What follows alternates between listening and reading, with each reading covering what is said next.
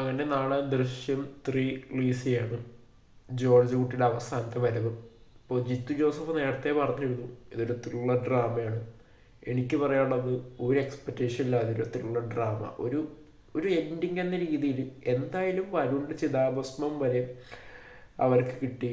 അവർ പിന്നീട് ലാസ്റ്റ് ദൃശ്യം 2 അവർ പറയുന്നുമുണ്ട് ലൈക്ക് ഇതിനൊരു എൻഡ് ചെയ്താലോ എന്ന രീതിയിൽ. അപ്പം മേ ബി ഇനിയിപ്പോൾ എന്തെങ്കിലും ഹുക്ക് ദൃശ്യം 2 എന്തെങ്കിലും ലൂപ്പ് ഹോളെല്ലാം ഉണ്ട്, ആ ലൂപ്പ് ഹോൾ എന്നായിരിക്കും ദൃശ്യം 3 ചിലപ്പോൾ കാണിക്കുക.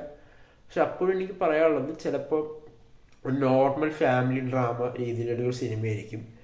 അതുകൊണ്ട് ഒന്ന് എക്സ്പെക്റ്റ് ചെയ്ത് വെറുതെ അമിതമായി കുറേ തിയറീസൊക്കെ ഉണ്ട് എക്സ്പെക്റ്റ് ചെയ്ത് പോയി കഴിഞ്ഞാൽ ചിലപ്പോൾ നിരാശയാകും. അപ്പോൾ എനിക്ക് ഫിംഗേഴ്സ് ക്രോസ്. നാളെ ഏതായാലും ഞാൻ ഫസ്റ്റ് ഡേ കണ്ടിട്ടുണ്ട്, ഫസ്റ്റ് ഷോ FDFS കാണുന്നുണ്ട്. അപ്പോൾ കണ്ടതിന് ശേഷം എൻ്റെ അഭിപ്രായം അറിയാം. അല്ലെങ്കിൽ FDFS അല്ലെങ്കിൽ പിന്നെ രാവിലെ തന്നെ സ്പോട്ടെല്ലാം വരും. അപ്പോൾ അതുകൊണ്ട് FDFS കാണാൻ കരുതി.